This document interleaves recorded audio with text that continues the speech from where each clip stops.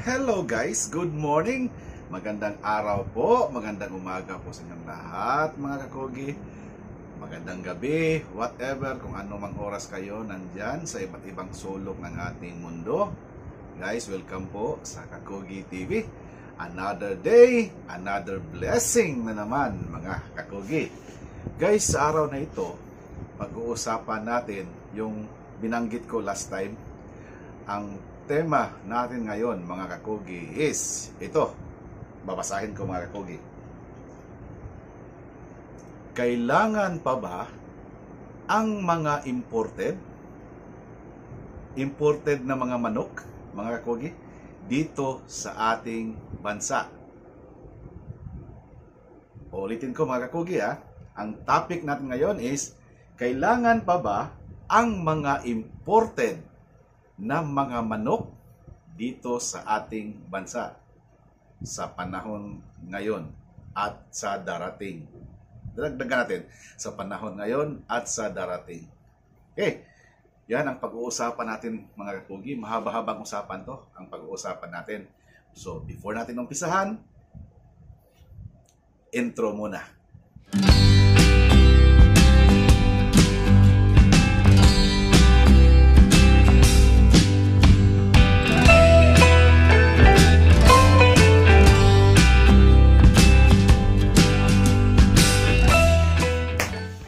Yun mga kakugi, ang ganda ng topic natin ngayon kasi may mga nagsasabi na hindi na daw kailangan natin mag-import ng mga manok kasi mayroon ng mga manok na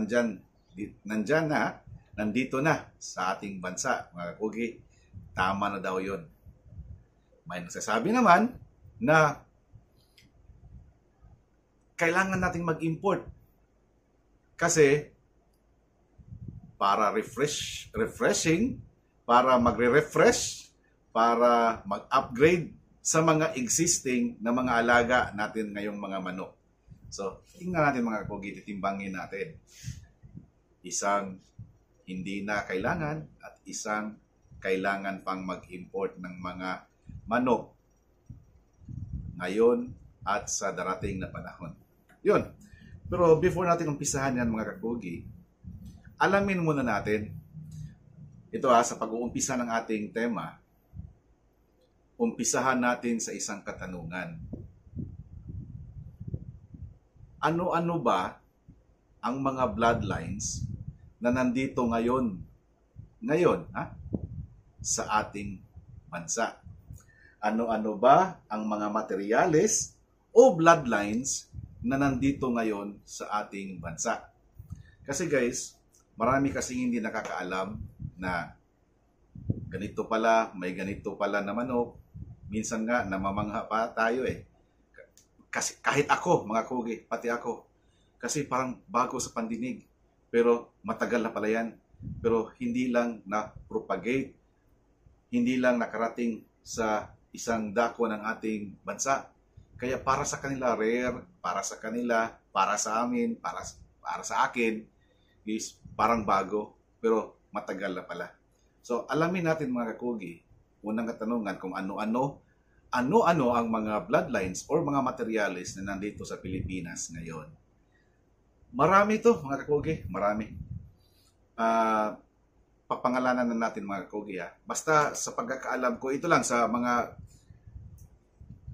commonly used or commonly heard na mga pangalan ng mga bloodlines na nandito sa ating bansa. Unang-una dyan, mayroon tayong tinatawag na Kelso. Tapos, Sweeters. Tapos, may mga Hatch. Tapos, may mga Gilmore. Tapos, may mga McLean. May mga Albany. May mga Claret. May mga Gall. May mga ano pa yung iba? Yun, yung White Hackle. Mayroon pang Colonel Givens. Ano pa? May mga Butchers. May mga Lemon. May mga Asil. Meron ding tinatawag na Shamu. Meron ding Radio. Yun. Marami, mga kakugi. Pero kilala ba natin Alam ba natin ang diferensya ng bawat isang mga manok na yan na binanggit natin, mga kakugi? Kung pagtabi-tabihin lahat ng mga manok na yan, yung sinabi ko kanina, makilala kaya natin kung saan dyan ang Kelso? Kung saan dyan ang Sweeter? Kung saan dyan ang Gilmore? Etc. Mahirap, no? Mahirap talaga, mga kakugi. Kaya marami sa ating mga kababayan, marami sa ating mga viewers dyan na minsan nagagalit na, kakugi, ano ba itong pinapakita mo? Puro mga tao, puro mga may-ari ng farm, hindi yung manok. Ngayon ko lang naiintindihan, mga kakugi, na ito palang mga nagsasabi, yung naghahanap talaga ng mga manok is hindi pa siguro nila kilala kung ano yung mga mukha ng mga manok. Katulad ko, hindi ko pa rin kilala kung ano yung mga pinag-iba. Kaya nag-umpisa tayong nag-umpisa tayong magsaliksik, mag-research, mga kakugi. Kasi itong channel natin, sa mga panahon na darating, baka magagamit din nila ito kung sila man ay nagre-research. Itong mga bagong darating na mga kabataan na mahihilig na rin sa pagmamanok.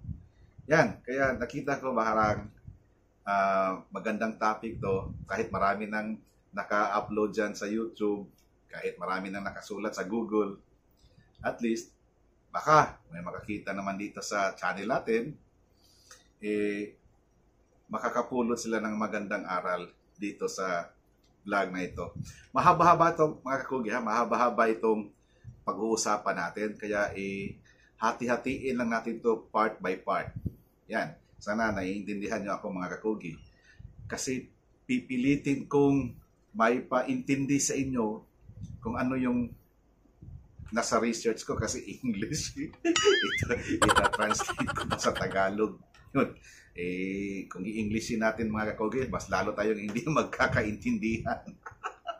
Anyways, ano-ano ba ang mga bloodlines na nandito sa Pilipinas ngayon? Nabanggit na natin.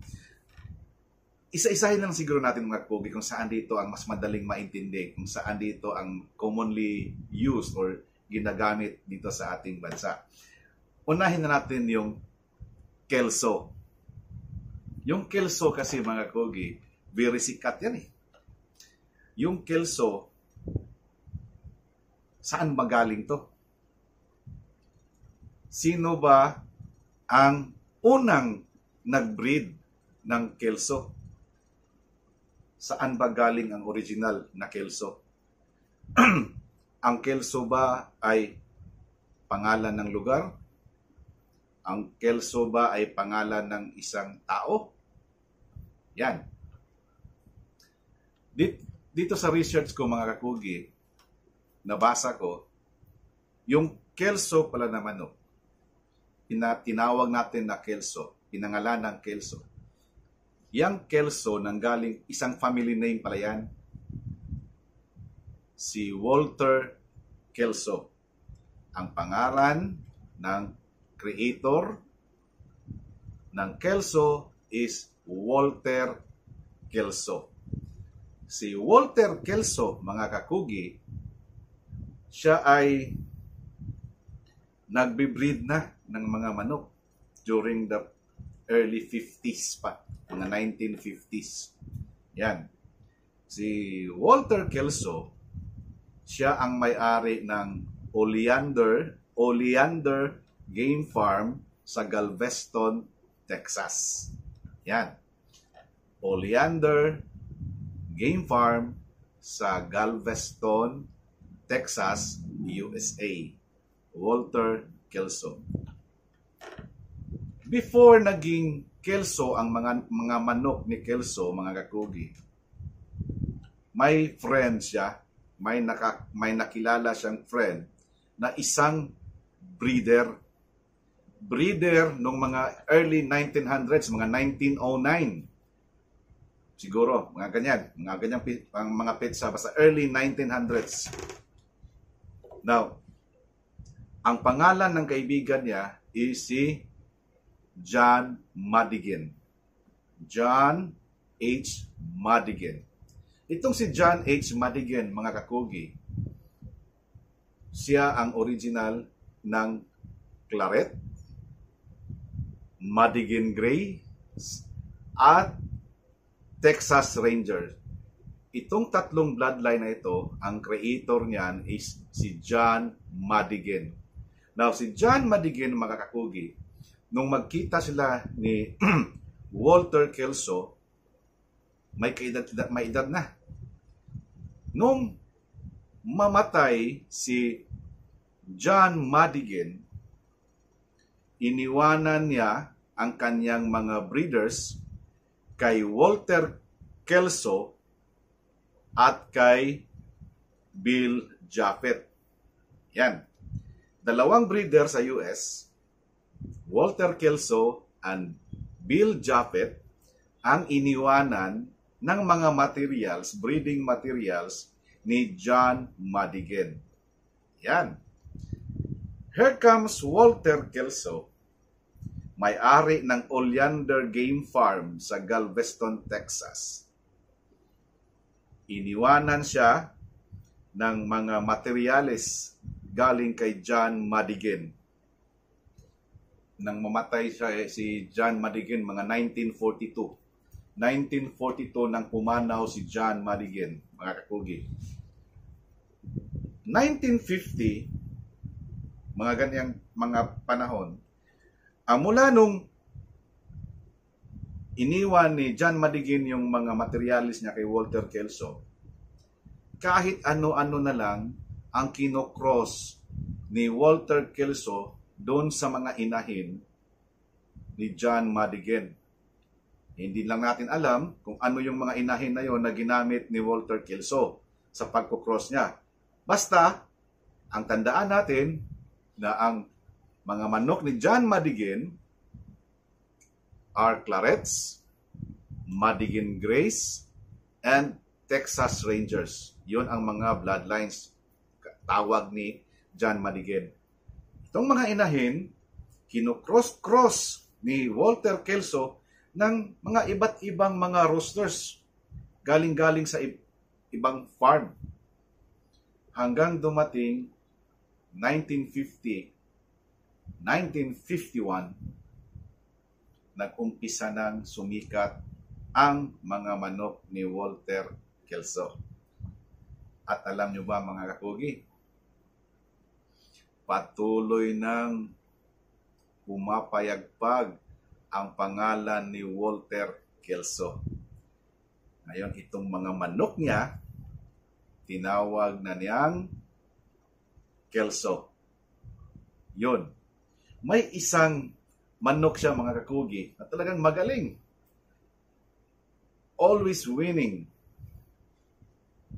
Pero nung ma-damage na yung isang pakpak, hindi na niya pwedeng isali sa derby, ginawa na niyang broadcast. Anong nangyari? Ibinenta niya lahat ng mga kapatid yung may baldado na broadcast. Ibinenta niya lahat, tapos yun lang, isang yun ang binibreed niya. Diyan ngayon nag-umpisa ang Kelso, mga kakugi. Ano ba ang physical characteristics ng isang Kelso, mga kakugi? Ang Kelso, talagang maganda ang kulay ng Kelso, mga kakugi. Red siya na may konting yellow dito sa hakil niya, dito. Tapos yung feather niya, impressive talaga, mga kakugi. Ang ganda ng kulay ng balahibo niya. Tapos ang buntot niya, mga kakugi, yung tail, parang luminous. Yung bang, pag tinitingnan mo, pag iba-ibang angle mo siya titingnan, nag-iba-iba ang kulay.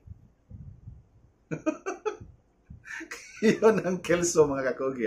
Nag-iba-ibang kulay. Yung buntot niya, parang luminous na kapag dito ang angle mo, ibang kulay. Pag nag-iiba, may red, parang may violet, parang gano'n. Nag-iiba-iba ang kulay.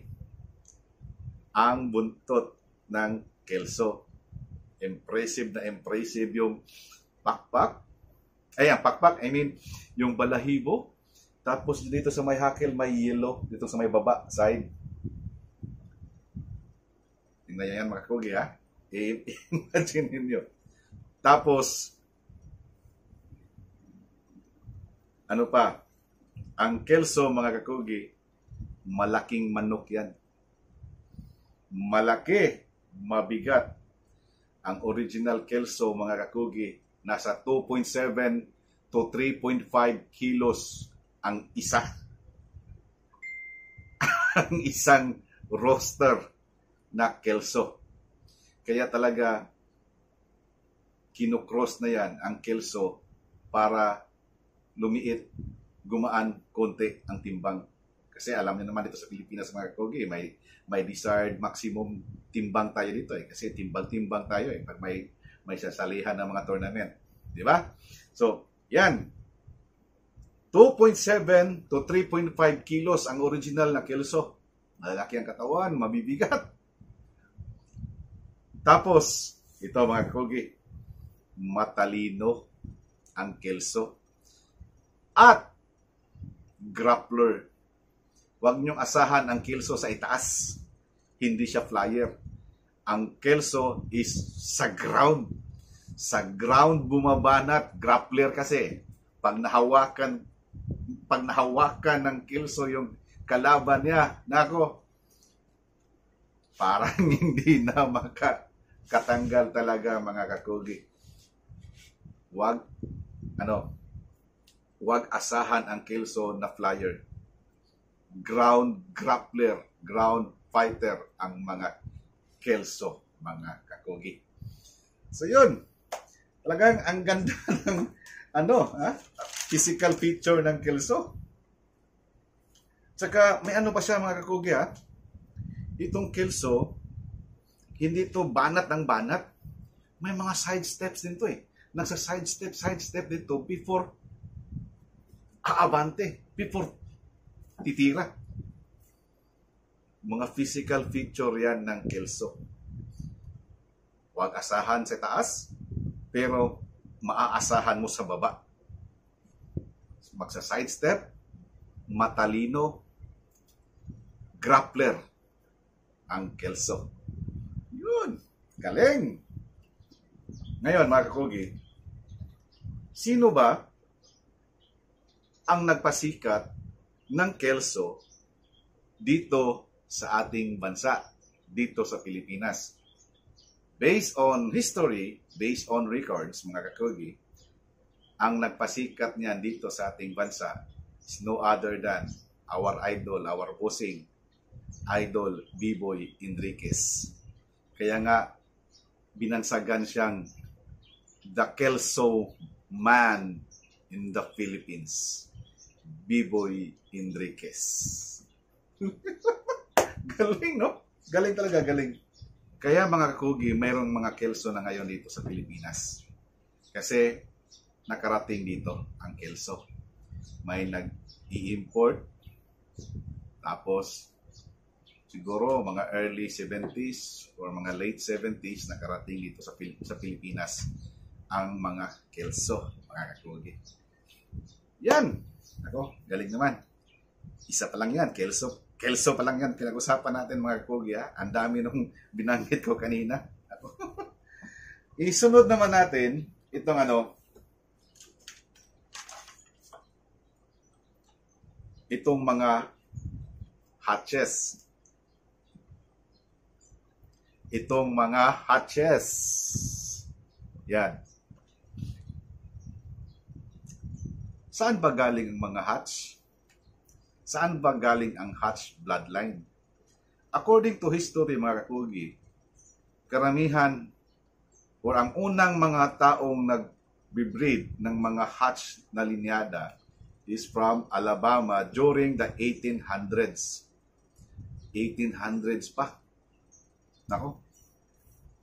Pero sumikat yung pangalan na hatch dahil kay Sanford Hatch or Sandy Hatch, mga kakugi. Sanford or Sandy Hatch. Sumikat ang mga Hatch galing sa Alabama. Yan. According to history. Paano ba inumpisahan ni Sandy Hatch yung kanyang bloodline na Hatch? Kumuha siya ng iba't ibang mga bloodlines, iba-ibang mga dugo ng mga manok, mga kakugi. Kino-cross-cross niya. Ano-ano ito? Kearney White Hackle, Kearney Brown Red, tapos Jim Tom, at saka ininfusean niya ito ng nag-add pa siya ng mga ibang mga various bloodlines such as Jim Thompson Mahoganis and itong Herman Doria Boston Roundhead. Now, itong apat na ito, mga kakugi, ang minimix-mix ni Sandy Hatch. Hindi lang natin alam kung ilang percentage ba yan. Pero, balikan ko Kearney White Hackle, Kearney Brown Red, Jim Thompson Mahoganis, and Herman Doria Boston Roundhead. Yan. Hanggang sa na-perfected niya, hanggang na-satisfied na siya, mga kakugi, kaya niya tinawag na Hatch. Yun. Lumabas na ang Hatch dahil kay Sanford Hatch or Sandy Hatch. Yan. Ngayon, ano-ano ba ang mga sikat na mga Hatches ngayon na nandito sa Pilipinas? Na nakarating dito sa Pilipinas, mga kakugi. Very commonly heard is yung McLean Hatch. Diba? Gilmore Hatch. Meron ding Yellow-Legged Hatch. Meron ding Leaper Hatch. No? Meron ding Blue-Face Hatch. Diba? Meron ding Morgan Hatch at saka yung Spangle Hatch. Yung Morgan Hatch, hindi ko masyadong naririnig yan, at saka yung Spangle Hatch. Pero may mga Spangle na lumalabas na mga hatches, pero ang tawag nila is McLean. Parang sa pa rin, sa McLean pa rin. Pero, mga bloodline yan, pwede mong ma-breed yan, yung mga Spangled na yan. Pwede mong ma-breed na ang kalabasan din mga Spangled kasi may gumawa talaga niyang mga Spangled Hatch, mga kakugi. So, ano yung mga sikat na mga hatch na narinig natin dito sa Pilipinas? McLean Hatch, Gilmore Hatch, Yellow-Legged Hatch, Leaper Hatch, Blue-Face Hatch, Morgan Hatch, at saka itong Spangled Hatch. At saka mayroon pang mga iba-ibang mga hatches dyan na gawa-gawa na lang ng mga breeders, no, for reference purposes.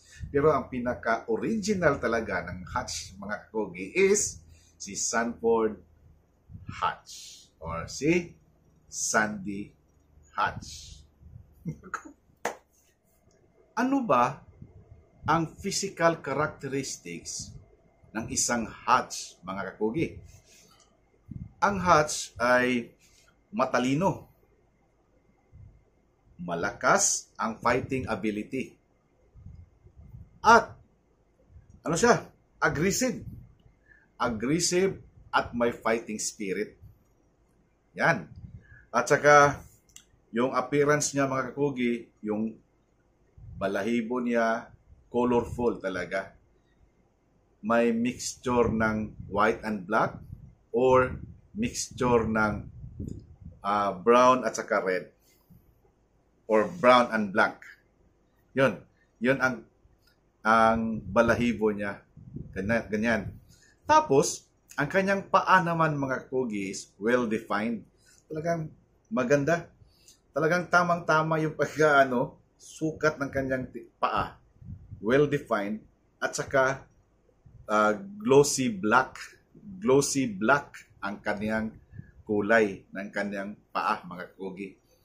Parang black ba na talagang glossy. Parang nilagyan ng ano. Anong tawag dyan?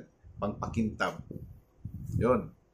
At saka, malaki ang body structure ng isang hatch.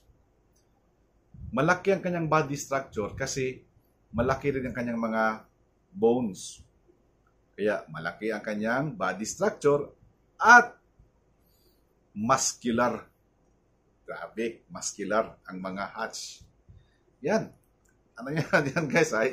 Imagine niyo lang yan, ha? Tapos, ang ulo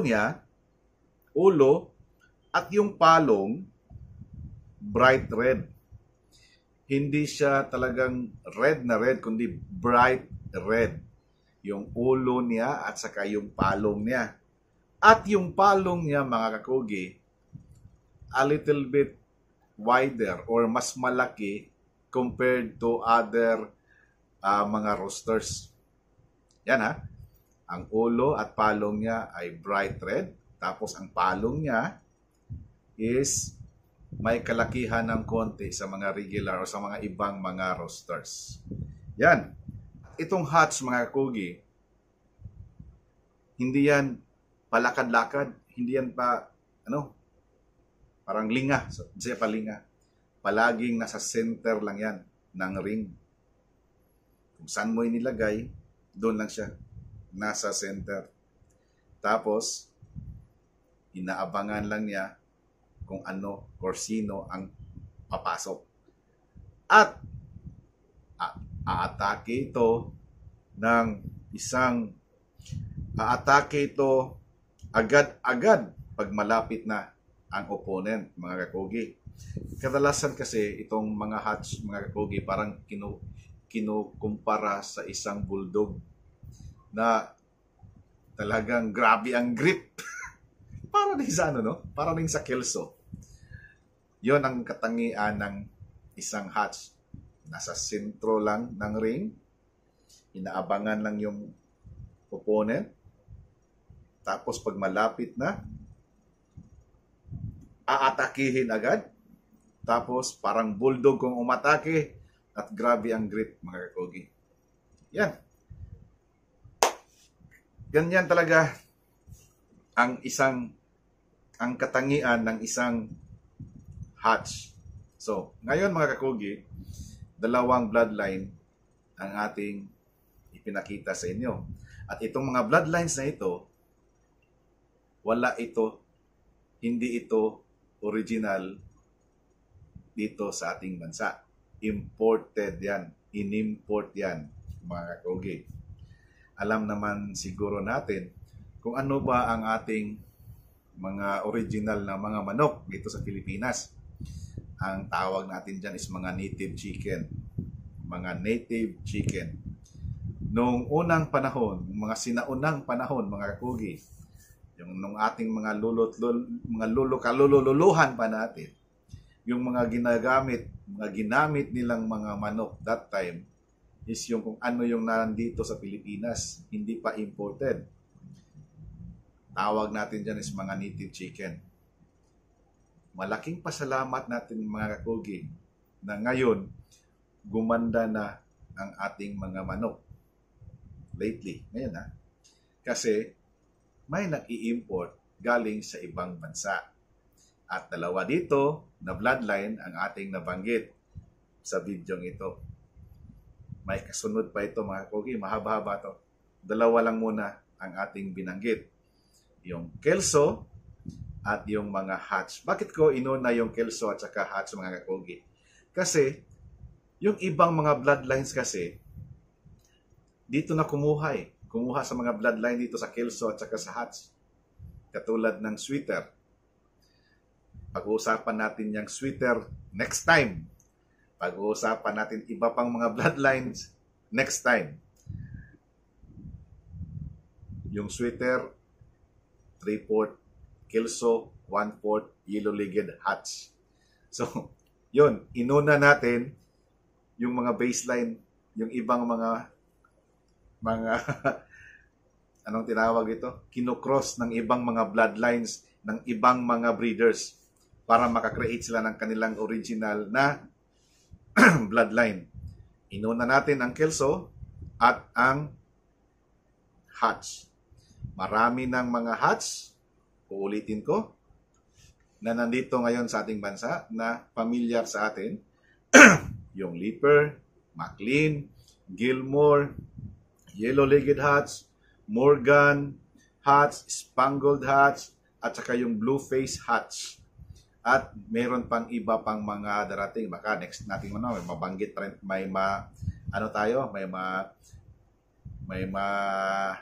ang tawag ito, may mabasa tayo na iba pang mga hutch na nandito sa Pilipinas, or may mag-comment dyan kung ano pang mga hutches na nandito sa Pilipinas ngayon, mga kakogi. Yan, sa next nating episode, pag-uusapan natin ang iba pang mga bloodlines.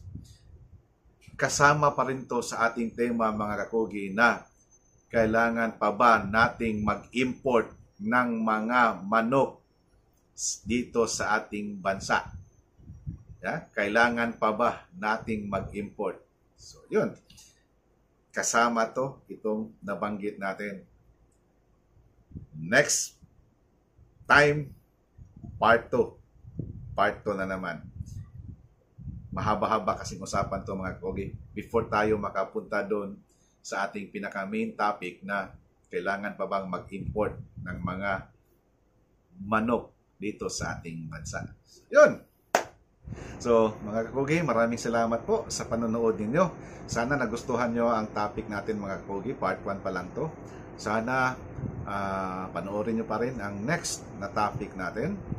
At saka sa lahat ng may mga magagandang comments dyan, mag-comment kayo sa baba. Baka magamit natin yan sa next nating episode, sa next nating part, sa temang kailangan pa ba nating mag-import? Kailangan pa ba natin ang mga imported na mga manok dito sa ating bansa? Yan! Alright, mga kakogi, maraming salamat. Tandaan palagi, basta magkugi, dunay maani. Okay!